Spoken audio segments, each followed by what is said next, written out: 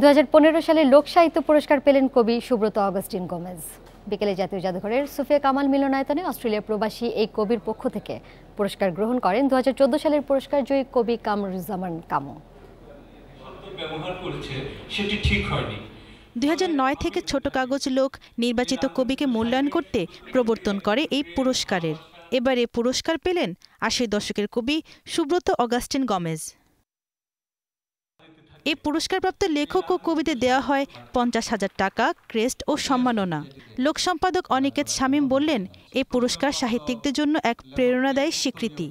যার লেখার মধ্যে ওইরকম স্ফুরণ আমরা দেখতে পাই যে ভবিষ্যতে বা বর্তমানে টের পাওয়া যায় তার মধ্যে সেই লেখালেখির স্ফুরণটা, সেই সমস্ত লেখককেই আমরা খুঁজে বের করে একটি জুরি বোর্ডের মাধ্যমে এই পুরস্কারটি প্রদান করা হয়ে থাকে।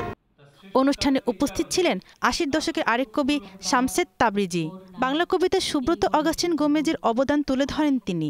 সুব্রত আমাদের বড় কবি, তিনি আমার কবিতাকে আমাদের নানাভাবে তিনি আবার ফিরিয়ে আনছেন।